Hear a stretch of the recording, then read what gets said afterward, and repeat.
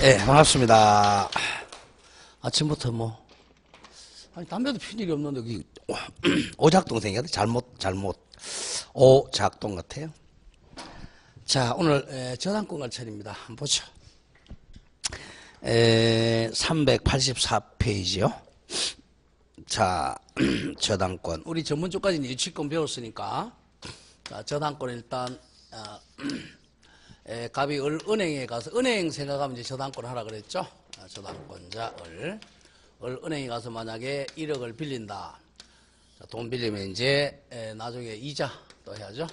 원본, 이자 등등등을 확실하게 이제 이 채권자인 은행이 나중에 변제기에 요 원금과 이자 등등을 확실하게 변제받기 위한 수단으로 부동산을 담보로 제공시키는 게 저당권 설정이라고 그랬죠. 항상 설정자는 소유자죠. 이 부동산의 소유자입니다. 설정자와 저당권자 사이에 이제 설정하자는 계약을 하고 청약과 성락으로 계약을 하고 저당권자 앞으로 저당권 설정 등기를 하면 이제 저당권을 성립하죠. 자, 저당권 등기는 이 부동산에 갑구해야 한다, 을구해야 한다? 을구해야 한다 그랬죠. 그죠? 을구에다가 갑구에는 이제 소유자 갑 이렇게 돼 있죠. 소유자 갑이니까. 을구에다가 이제 1순위라면 1순위, 2순위라면 2순위, 나중에 나오고 요 순서에 따라 순위에 따라서 우선 변제를 받습니다. 그럼 1순위라면 1순위, 2순위라면 2순위, 저당권 설정. 자, 설정 계약한 날짜 적어야죠. 우리는 이제 내년에 이제 시험 치니까 2018년 1월 1일이 항상 계약한 날짜로 생각하고 저당권 설정 계약. 그 다음에 이제 이 주된 권리가 피담보 채권이라고 그랬죠.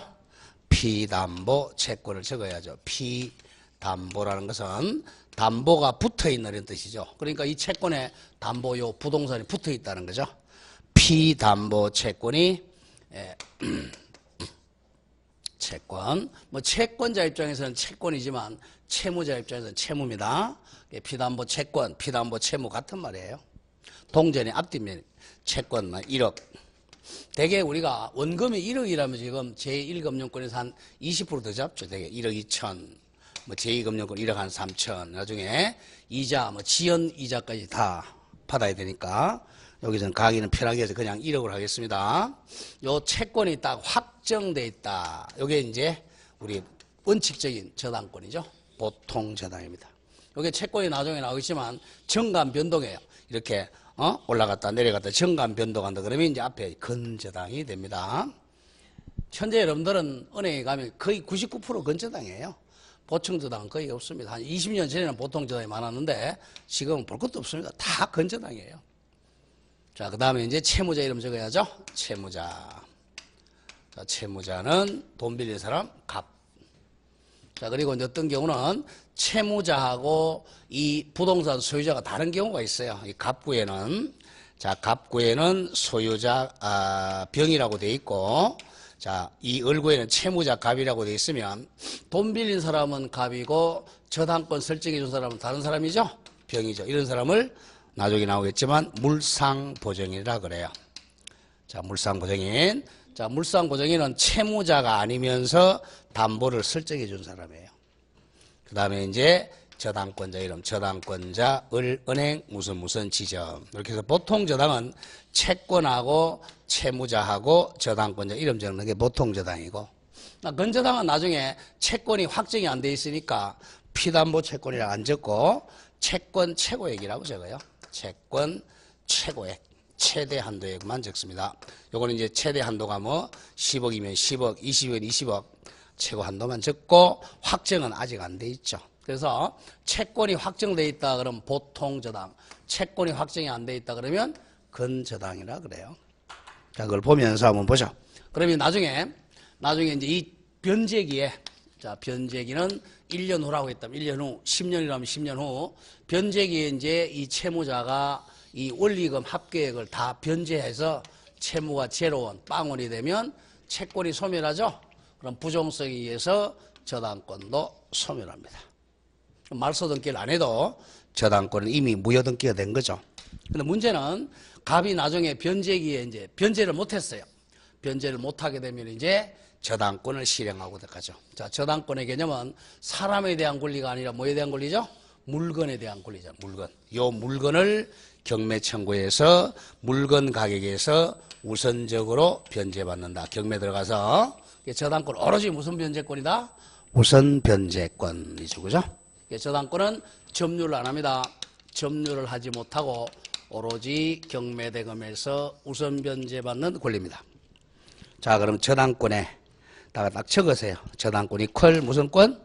우선 변제권. 항상 저당권이란 말이 나오면 이퀄 뭐라고요?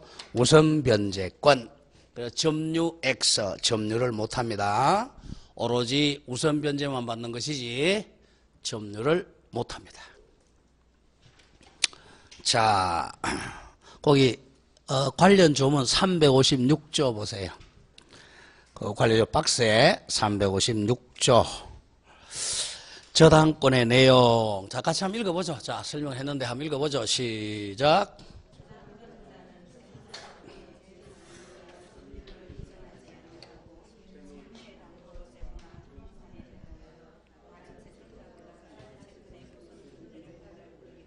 네, 포인트가 저당권자 을이죠. 그죠? 을은 채무자는 갑이라고 놓고 갑 또는 제3자에다가 병으로 놓으세요. 제3자에다가 병 놓고 물상 보정인입니다. 3자를 아라비아로 바꾸세요. 제3자를 병으로 놓고 이 사람이 물상 보정인이에요. 물상 보정인. 자, 물상 보정인 하나 적고 물상 보정인 뒤에다 적으세요. 불러줄 테니까. 물상 보정인 땡땡. 물상 보정인은 땡땡. 채무자가 아니면서 담보를 설정해 준 자. 채무자가 아니면서 담보를 설정해 준 자를 물상보정인이라 그래. 채무자가 아니에요. 자, 돈은 누가 빌렸죠? 갑이 빌렸죠. 그런데 담보 설정은 병이 해준 거죠. 그러면 이 사람은 채무자가 아닌 담보를 제공해 준 자. 그리고 소유자입니다. 소유자. 그러니까 제3자가 점유를 이전하지 아니하고 이거예요. 지금 그러면 담보를 설정해 주고 나서 요 담보 부동산에 사용한 사람은 채무자가 설정해 줬다면 채무자, 병이 이제 이 물건을 사용하죠. 그죠? 저당권자는 뭘 못한다? 점유를 못한다. 이게 포인트예요. 점유를 이전하지 아니하고 채무 담보로 제공한 부동산입니다. 부동산에 대하여 다른 채권자보다 자기 채권에 우선 변제받는 권리. 이제 우선 변제받는 권리가 바로 담보 물건이죠. 자, 그 밑에 뭐 해설을 또 해놓고 있네요. 자, 줄근 거 한번 읽어보죠. 저당권은 채무자 또는 제3자를 누구라 그래서 물상보증인이 채무담보로 제공한 부동산의 점유를 채권자에게 이전하지 않고 그 목적물을 관념상이라는 것은 머릿속으로만 지배하여 나중에 채무 변제가 없는 경우에 그 목적물로부터 경매를 가지고 우선 변제받는 담보 물건입니다. 자, 오른쪽으로 옵니다. 자, 그리고 3번에 저당권의 목적물은 기억해야 돼요. 자, 저당권은 두 번째 줄이요. 자, 저당권자는 일단 이 저당 목적물을 점유를 해요? 점유를 못해요? 점유를 못하죠. 점유를 못하니까 공시 방법이 등기나 등록으로 공시할 수 있는 물건만 저당권의 객체가 됩니다. 그 두 번째 줄 심표다음 등기나 등록이 될 수 있는 것에 한해서 저당권의 목적물 같은 말 객체가 된다. 자, 그래서 두 줄고 나가보죠. 우리 민법상 저당권의 객체는 두 가지죠. 부동산과 권리 두 개. 권리 무슨 권? 지상권하고 전세권이다. 잘라주고. 민법상 저당권의 객체는 일단 암기해 줘야 된다. 부동산하고 권리 두 개, 지상권하고 전세권입니다.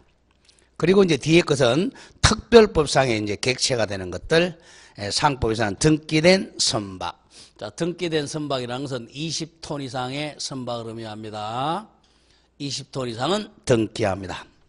다음 임목법상의 임목, 특히 줄거보죠. 광업권, 업권도 저당권의 객체가 됩니다. 그 다음에 이제 특수한 동산인 준부동산이 있죠. 자동차, 항공기, 중기가 이제 건설기계로 바뀌었죠. 건설기계 등도 특별법에서 저당권의 객체가 됩니다. 그리고 이제 가령 4번의 저당권의 성질은 그 첫 번째 줄 심표 다음요. 당사자이다. 줄거보세요. 당사자는 누구누구죠? 저당권 설정 계약의 당사자가 누구누구야? 저당권 설정자와 저당권자입니다. 저당권 설정자와 저당권의 합의와 등기에 의해 성립하는 계약으로 성립하니까 무슨 물건? 약정 담보물건입니다. 그리고 저당권은 세 번째 출구 나가죠. 담보물건의 통유성 우리 전문적 배웠죠. 4개 뭐예요? 부, 수, 불, 물 이렇게 배웠죠. 부종성, 수반성, 불가분성, 물상, 대의성이 인정이 된다. 자, 그 정도 다음 장 넘깁니다. 다음 2번 가서 이제 저당권의 성립은 자, 가로 열고 1번에 저당권의 일반적 성립에다가 자, 가로 열고 적으세요. 186조 몇 조라고요?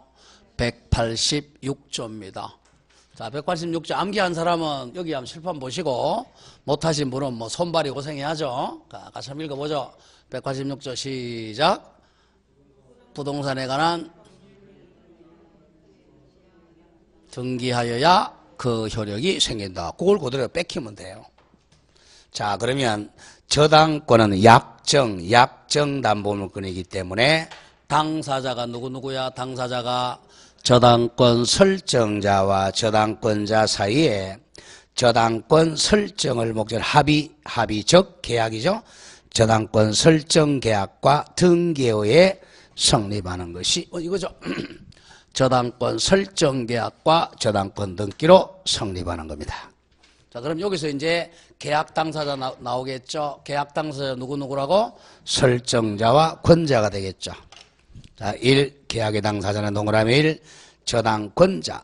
자, 저당권자는 피담보 채권의 채권자가 됨이 원칙이다. 원칙만 기억합니다. 자, 채권자하고 저당권자는 같은 사람이 원칙이에요. 저당권자와 피담보 채권의 채권자가 되면 원칙인데 그 예외는 차후에 보고요. 동그라미 2.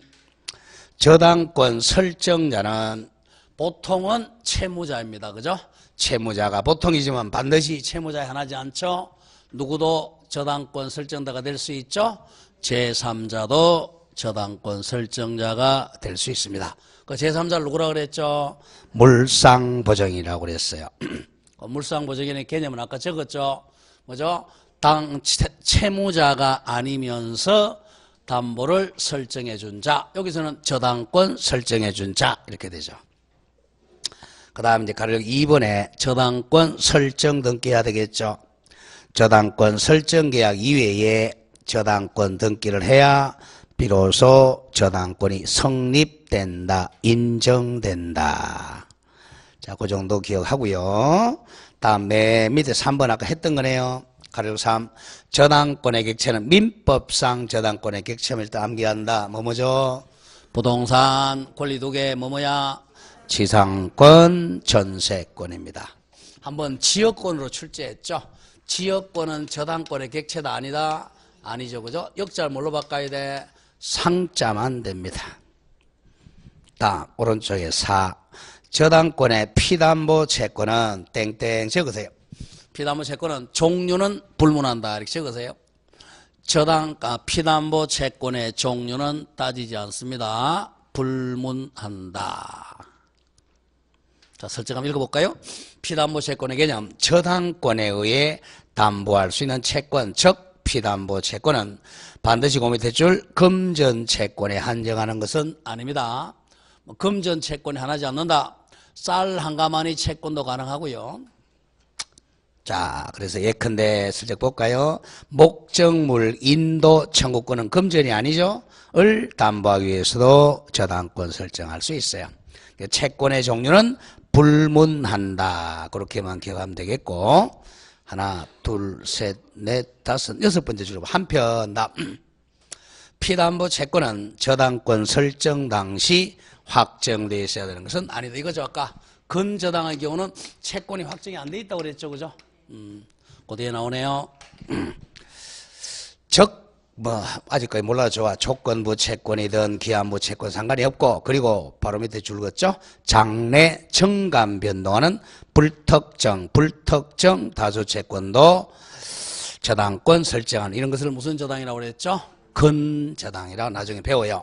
그래서 채권의 종류는 금전에 한하지 않습니다. 그리고 정감 변동에도 상관이 없고요.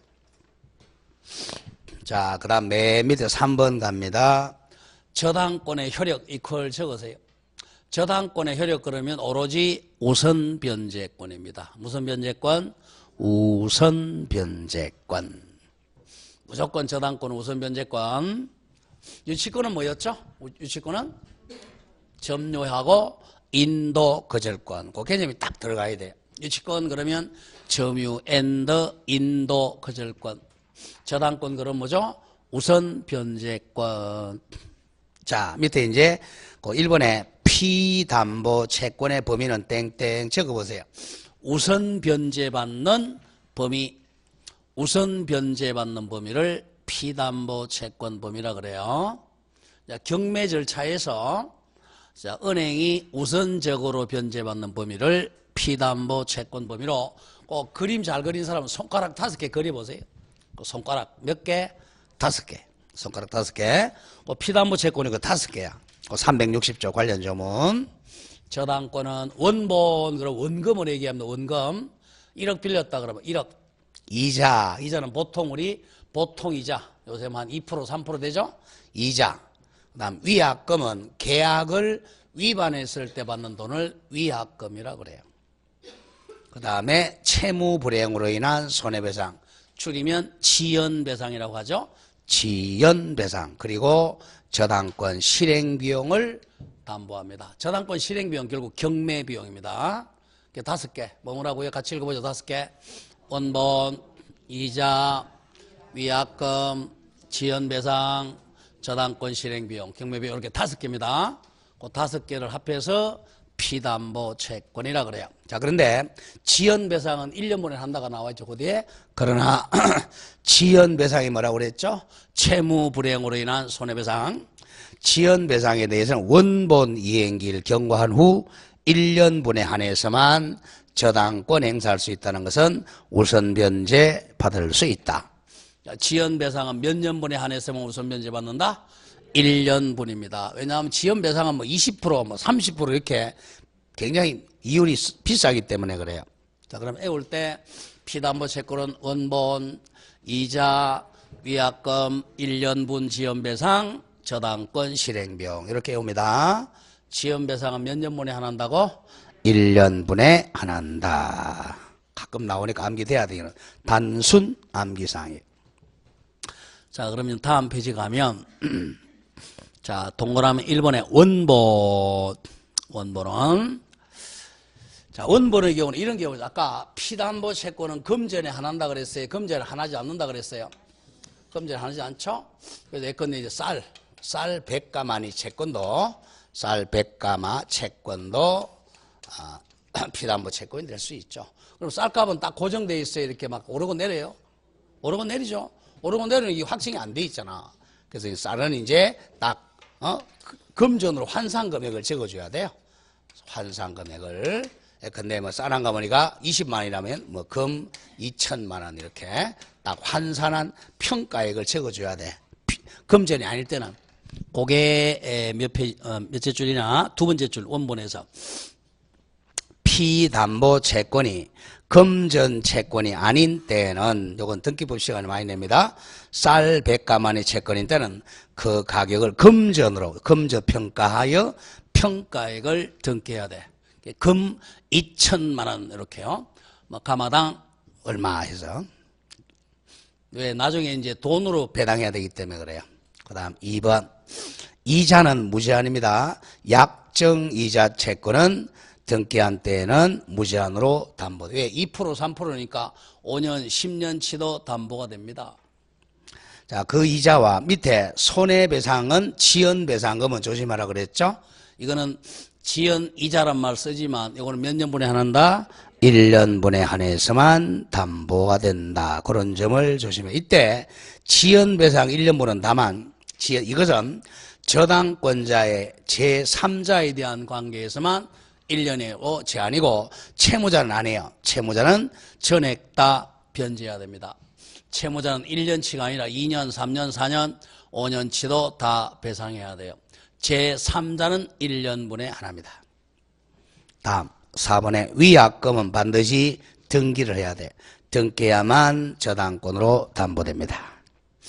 다음 5번에 저당권 실행비용은 땡땡 부동산 감정비라든지 경매비용 등등과 같은 실행비용 등기 필요 없어요.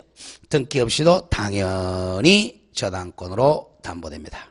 6번은 X 저당물 보존비용은 피담보 채권에 포함 안 됩니다. 6번은 X야.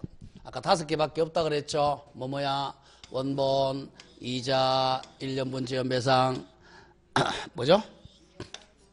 위약금, 그 다음에 경매비용 그렇게 5개지.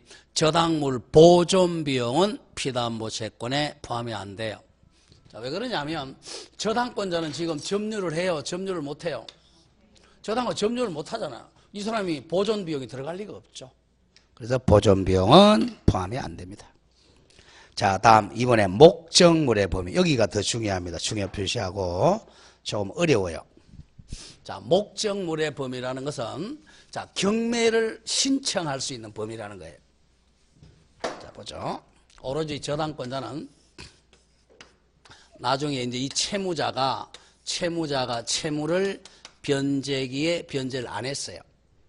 그러면 이제 저당권은 요 저당 목적물을 경매에 넣어가지고 요 경락대금에서 우선적으로 이 순서에 따라서 쉽게 얘기하면 배당 절차에 가서 배당을 받는다는 거죠. 배당을 변제라 그래요. 자, 그러면 자, 이 사람이 만약에 피담보 채권이 만약에 10억이라고 한번 해보죠. 10억을 다 받으려면 어떻게 돼야 돼? 일단 이 순위가 빨라야 되겠죠. 그죠? 순위가 1순위는 다 받을 가능성이 있는데 뭐 4순위는 못 받을 가능성도 있죠. 그리고 이거는 순위가 빨라야 되겠고, 그 다음 이 목적물은 경락대금이 많이 경락이 돼야 되겠어요? 적게 경락돼야 되겠어요? 많이 경락돼야 되겠죠. 그죠? 10억이라면 한 20억 정도 경락되면 다 받을 수 있겠죠. 그래서 이제 이것은 이제 원물만 미치 아니면 원래 물건이 원물뿐만 아니라 여기에 부합된 부합물, 종물, 여기도 이제 미친다는 거죠. 종된 권리. 여기까지도 한꺼번에 경매에 넣을 수 있다는 겁니다. 자, 하나씩 보도록 하죠. 목적물의 범위, 거기 관련 조문의 358조. 저당권의 효력은 저당 부동산의 줄거보세에 어디에 미친다? 부합된 물건 줄이면 부합물과 종물에 미친다. 자, 미친다는 것은 거기까지 우선변제권이 확대된다는 거예요. 정신이 돌았다는 게 아니고 부합물, 종물에 미친다. 원칙인데 그러나 예외적으로 법률에 특별 규정이 있거나 또는 설정 행위에서 다른 약정이라는 것은 미치지 않는다는 약정. 미치지 않는다는 약정이 있으면 그러하지 아니하다. 즉 미치지 아니한다. 자, 원칙은 어디 미친다고요? 부합물과 종물에 미치는데 예외적으로 특별 규정이 있거나 안 미친다는 다른 계약으로 약정하면 미치지 아니한다. 그 밑에 해설하고 있죠. 1. 종물에 가로 열고 종된 권리도 종물에 준해서 미쳐요. 자, 저당권은 부합물과 종물에 미치는, 여기서 이제 가장 많이 조심할 게, 자, 부합물, 종물, 종된 권리에서 이것은 자, 저당권이 만약에 2월 1일 날 설정됐어요. 그러면 이 저당권이 설정 전에 부합물, 종물. 예컨대 1월 20일 날, 1월 20일 날 부합물, 종물이든 또는 설정된 후, 2월 달에, 3월 달에 든 불문합니다. 전후 불문하고 미친다는 거죠. 전후 불문하고 미친다. 이거 조심해야 됩니다. 저당권 설정 전에 부합물, 종물이나 설정 후 불문하고 미칩니다. 거기 이제 부합물의 개념이 나오죠. 두 번째 줄. 토지에 대한 수목. 대표적인 부합물이죠. 건물에 대해 정축 건물이나 부속 건물 등이 대표적인 부합물의 예죠. 우리는 부합은 배웠죠. 저전번 시호에 첨부가 3개 뭐뭐 있었죠? 부합, 혼화, 가공할 때고 부합물 배웠잖아. 다만 잘라주고 성숙한 농작물은 항상 누구 거라 그랬죠? 농작물은 할머니 거죠? 절대 부합하지 않습니다. 농작물은 토지에 부합하지 않는다는 것이 판례입니다. 한편 다음 줄거 나가죠. 저당권 설정 시에 이미 부합하여 있는 것이냐 또는 그 후에 부합하는지는 가리지 않고 효력이 미친다는 거죠. 줄이면 설정 전후 불문하고 미친다. 자, 그런 점을 조심해야 됩니다. 설정 전후 불문한다 이거죠. 설정 전후. 다음 종된 권리는 자 오른쪽에 판례학습 보세요. 자, 종된 권리는 이런 겁니다. 자, 종물의 대표적인 애가 뭐냐면 종물은 주물하고 종물은 같이 있어야 효용이 증가하는 거죠. 이게 쉽게 해서 학교론 시간에서는 보완제 생각하면 됩니다. 보완제 배웠어요? 보완제. 주종이 같이 있으면 경제적 가치가 증가하죠. 대표적인 애가 이제 횟집입니다. 횟집에는 뭐가 있어야 횟집의 가치가 증가하죠? 수족관 건물이 있어야 되겠죠? 수족관 건물. 이런 게 이제 종물이라 그래요. 그래서 만약에 횟집의 저당권은 수족관에도 미친다는 거죠. 만약에 횟집에서 돈을 안 갚으면 수족관까지 한꺼번에 경매를 할 수 있습니다. 다음 종된 권리 갑니다. 종된 권리도 대표적인 애가 이제 토지 소유자가 자, 땅을 빌리는 권리 중에서 제일 강력한 권리가 뭐라 그랬죠? 땅 빌리는 것 중에서 무슨 권? 지상권. 그 다음에 중간께 이제 전세권. 가장 약한 게 임차권이죠. 채권이니까. 이렇게 이제 을이 빌려가지고 이 위에 건물을 지었어요. 건물의 소유자. 을은 건물 소유자면서 지상권이나 전세권이나 임차권 중 뭔가 한 개 가지고 있어요. 이렇게 했는데 을이 이 건물에다가 저당권 설정합니다. 저당권자 A은행. 그럼 이 저당권은 요 건물에만 미치는 게 아니라 요걸 종된 권리라 그래. 건물에 대한 종속된 권리인 지상권이나 전세권이나 임차권에도 미치니까 을이 나중에 채무를 변제 안 하면 A는 이 건물뿐만 아니라 뭐까지 경매 넣는다고? 지상권이나 전세권이나 임차권까지도 경매 청구합니다. 그럼 나중에 경락인 정이 경락대금을 납입하면 정은 건물 소유권뿐만 아니라 요 임차권, 전세권, 지상권도 정이 취득을 한다는 거죠. 그래야 건물이 철거 안 나가잖아요. 그게 종된 권리입니다. 자, 그럼 오른쪽 판례학습에서 그 종된 권리 하나 보죠. 그 3번입니다. 판례학 3번. 종된 권리도 종물에 준해서 판단한다. 한다를 넣죠. 판단한다. 자, 그럼 읽어보면 민법 제 358조 규정은 여러분들은 몇 조는 외울 필요가 없고요. 저당 부동산에 대한 종된 권리도 유추 적용되므로 줄거져 있죠. 건물에 대한 저당권의 효력은 건물 소유 목적으로 하는 어디도 미친다고요? 지상권에도 미친다. 그 지상권에다가 전세권하고 임차권도 같이 가면 됩니다. 종된 권리의 대표적인 애가 뭐라고요? 지상권, 전세권, 임차권에도 미친다 이거예요. 자, 그렇게 정리하도록 하고 그 다음 밑에 2번 과실. 자, 아까 저당권자는 저당물을 점유한다, 점유를 못한다, 점유를 못한다 그랬죠. 이제 점유, 원래 과실은 점유하는 사람이 취득하는 거예요. 과실은. 점유를 못하니까 저당권은 과실은 안 미쳐요. 과실. 과실은 무슨 과실이 있죠? 천연과실, 법정과실 있죠. 원칙은 안 미쳐요. 저당권은. 그게 2번 과실. 저당권의 효력은 원칙적으로는 어디에 안 미친다? 과실에 미치지 아니한다. 왜? 점유권이 없기 때문에 그래요. 자, 다만 예외적으로 다만 예외야. 예외적으로 저당 부동산에 대한 압류가 있은 후, 그 압류가 바로 경매 개시 결정 등기입니다. 압류가 있은 후, 압류했다는 것은 뭐 들어갔다는 거야? 경매 신청했다는 거예요. 압류가 있은 후에 저당권 설정자 갑이 그 부동산을 수취한 과실이나 또는 수취하는 과실에도 저당권에 이렇게 미칩니다. 자, 저당권은 원칙은 과실에 미친다, 미치지 않는다? 미치지 아니합니다만은 경매돼 가지고 압류된 이후에는 과실에도 미친다. 자, 거기까지 정리합니다. 저당권은 어디에 미친다고요? 어디에 미친다고? 부합물과 종물과 종된 권리에 미치는데 어디나 미친다? 과실에는 미치지 않습니다. 자, 그런 점을 조심을 하고요. 자, 다음 페이지 가보죠. 그 확인학습 문제 보세요. 이거는 뭐 다는 못 풀지만 저당권에 관한 설명으로 틀린 것, 그 2번 지문 보세요. 저당권의 효력은 저당권 설정 전자의 전에 목적 부동산에 권한 없이 부합한 물건에 미친다, 미치지 않는다 이거죠. 부합물이나 종물이나 종된 권리는 설정 전이든 후든 따지지 않고 만다 미친다 그랬죠. 그래서 그 지문 얘기죠. 그러면 틀렸네요. 저당권의 효력은 저당권 설정 전에 부합된 물건에 당연히 뭐 한다고 그래야 돼? 미친다 이렇게 돼야죠. 그 다음에 2번이 틀렸네요. 해설서는 정확하게 기쳐져 있죠.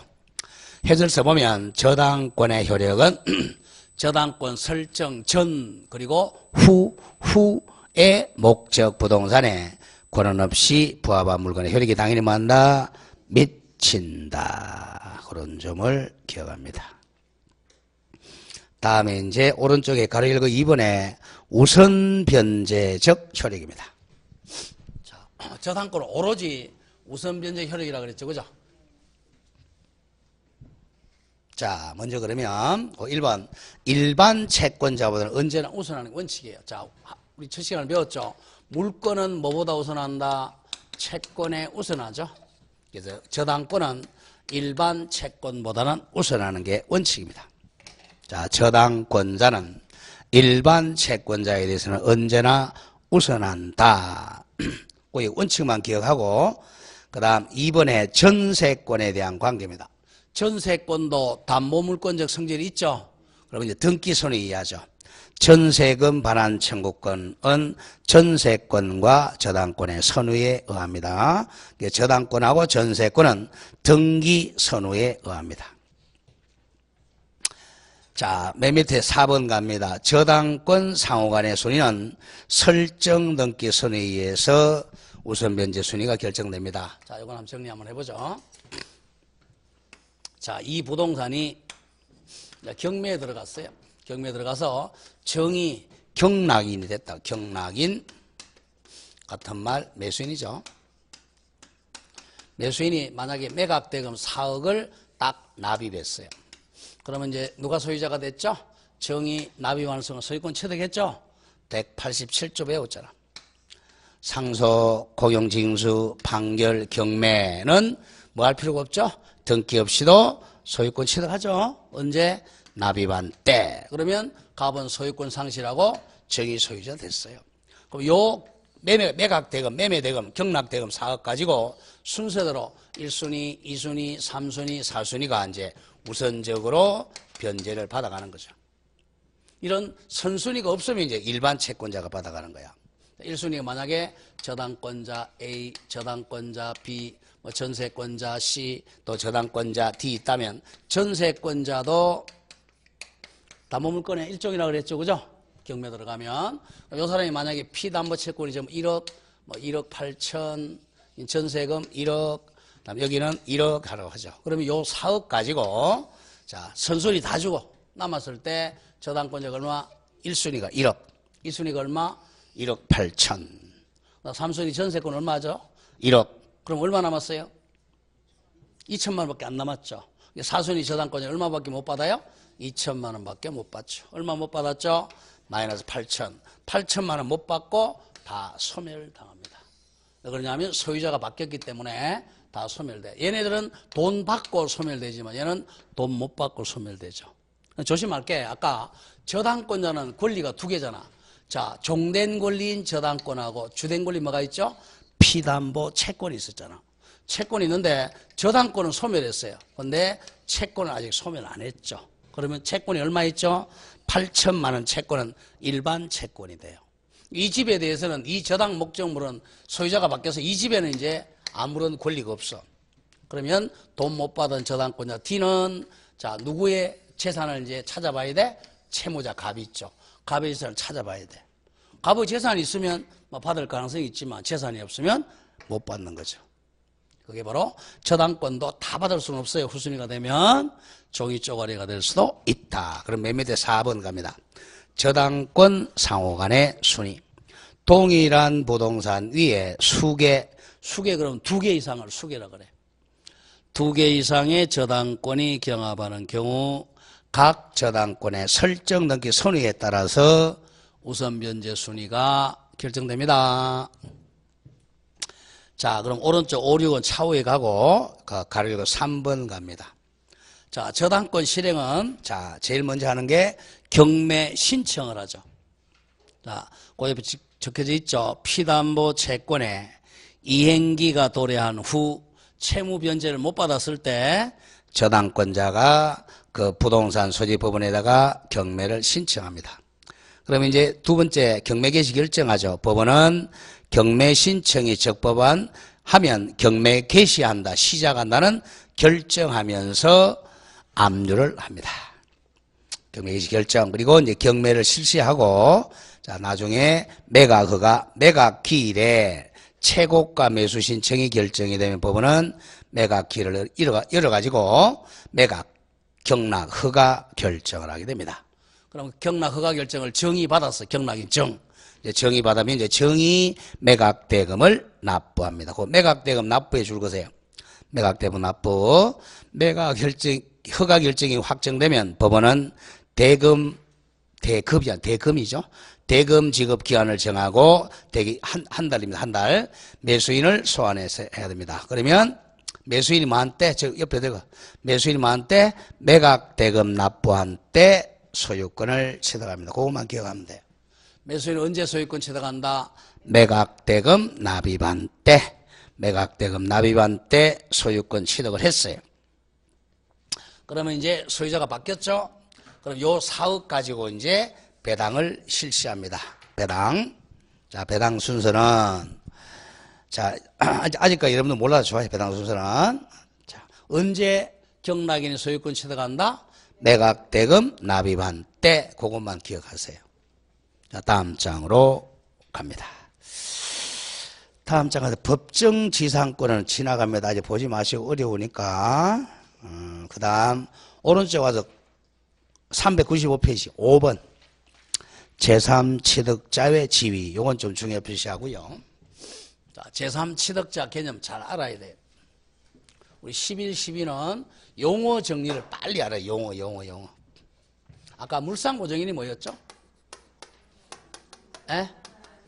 채무자가 아니면서 담보를 설정해 준 사람이야.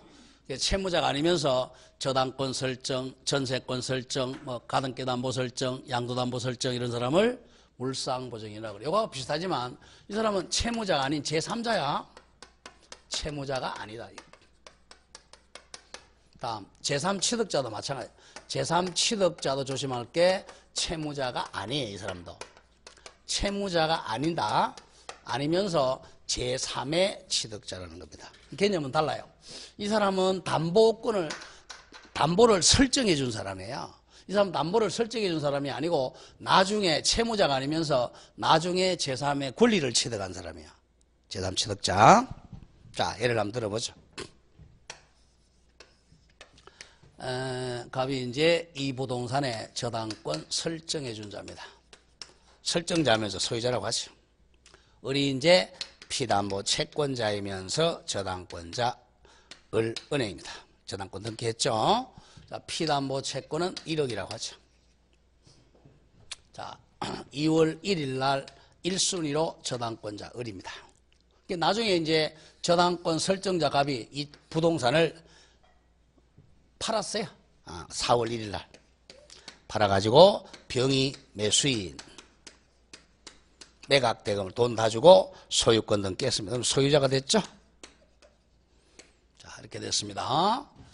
자, 그러면 이 사람은 저당권자고 이 사람은 저당권이 설정된 부동산을 나중에 소유권 취득한 사람이죠.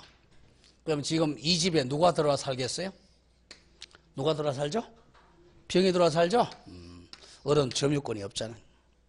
그러다가 이제 갑이 나중에 이 돈을 갚으면, 이 돈을 변제하면 저당권이 소멸하니까 이 병은 손해볼 염려가 없어요. 문제는 나중에 채무자가 이 돈을 안 갚으면 이제 저당권은 사람에 대한 권리라 그랬어요? 물건에 대한 권리라 그랬어요? 물건에 대한 권리죠? 사람이 바뀌더라도 물건 안 바뀌었잖아. 이 부동산이 그대로 경매를 넣습니다. 경매 넣어가지고, 자, 정의 경납대금 납입했어요. 그럼 누가 소유자가 됐죠? 정의 소유자가 됐죠? 여기서 을이 돈 받아가는 거예요. 그리고 나서 이제 2월 1일 저당권이 말소되니까 요거는 4월 2일 후순이죠? 이것도 말소당해요. 결국 제3취득자는 나중에 경매에 들어가면 자기의 권리를 소멸당할 염려가 있죠. 그죠? 이 사람 보호 규정이 필요하다는 거죠. 이 사람 보호받으려면 어떻게 해야 돼요? 이 채무를 지가 빨리 갚아주면 되겠죠. 그럼 경매 안 들어가겠죠. 그죠? 그래서 그 세 가지 보호수단이 있어요. 요 점을 조심해야 됩니다. 의부터 기억하고요. 제3취득자의 지위 1, 제3취득 개념이 나옵니다. 저당권 설정 후, 요게 포인트예요. 저당권이 이미 설정 후입니다. 후. 저당권 설정자 갑으로부터 저당 부동산을 소유권이나 지상권이나 전세권을 나중에 취득한 제3자를 말합니다. 소유권 취득하면 양수인, 지상권 취득하면 지상권자, 전세권 취득하면 전세권자를 말합니다. 잘 기억해야 돼요. 쉽게 얘기하면 저당권이 설정된 후 그 부동산에 대해서 소유권이나 지상권이나 전세권을 나중에 취득한 사람을 제3취득자라 그래요. 자, 조심하고 한번 읽어보죠. 저당권 설정자는 당사자지 제3취득자가 아닙니다.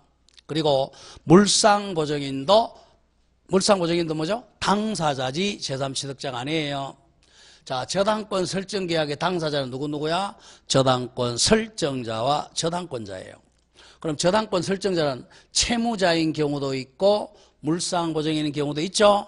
그 사람들은 당사자야. 제3취득자는 설정계약의 당사자야, 제3자야. 제3자란 말이야. 그 점을 조심을 해야 돼요. 물상보증인하고 제3취득자 구별 잘해야 돼요. 물상보증인은 채무자가 아닌 제3자로서 저당권 설정자가 되는 거예요. 근데 제3취득자는 뭐야? 저당권 설정자가 아니라 이미 설정된 부동산에 대해서 나중에 소유권이나 지상권이나 전세권 취득한 사람이에요.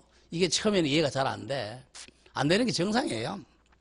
안 되는 게 정상이고, 이해되면 자기가 박사라고 생각해. 기분 좋게. 이해됐어요? 그럼 박사라고 하고, 이해 지금 되면 뭐해? 10원 까먹으면. 그렇습니다. 우리 머리는 굉장히 좋아해. 까먹는 데는 선수야. 한 10개 배우면 9개 까먹고 이제 1개 남아있을 때 발동해요. 자, 그럼 설정 한번 보죠. 세 번째 줄 줄었죠. 제3취득자는 저당권 실행이라는 것은 바로 경매 실행이라는 거예요. 경매 실행 전에는 자기 권리를 행사할 있죠. 있지만 저당권 경매가 실행되면 취득한 권리를 만나고 상실하게 돼요. 그래서 보호할 필요성이 있다는 거예요. 자, 그러면 그 보호 필요가 이제 2번 제3취득자의 변제.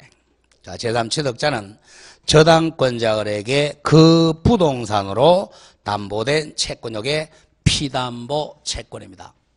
아까 360조 피담보 채권 6개 적어봐요.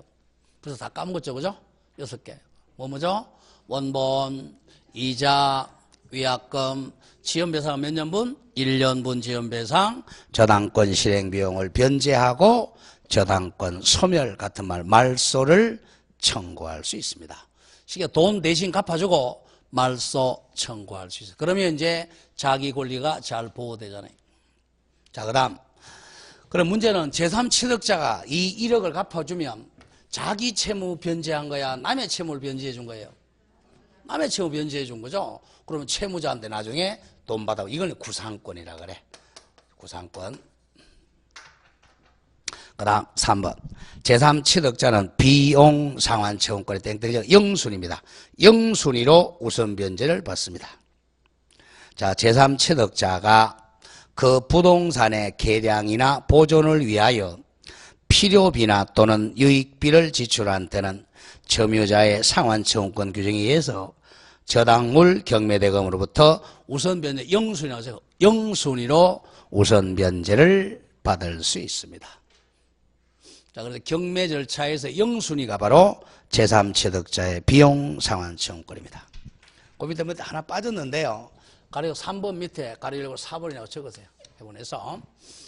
그 다음에, 경락인이 될 수 있는 권리입니다. 경락인이 될 수 있는 권리. 제3취득자도 경락인이 될 수 있습니다. 제3취득자는 채무자라 그랬어? 채무자가 아니라 그랬어? 자, 채무자가 아닌 사람은 경락인이 될 수 있어요. 채무자가 아니기 때문에 제3취득자도 경락인이 될 수가 있다. 그 세 가지. 다음, 저당권 침해에 대한 구제는 아직 보지 마시고 다음 장 갑니다. 4번, 저당권과 용익권과의 관계. 이건 좀 중요 표시를 좀 해놓고요. 중요 표시 좀 해놓고, 중요 표시 해놓고 조금 쉬었다 들어가겠습니다. 좀 쉬었다 가시죠.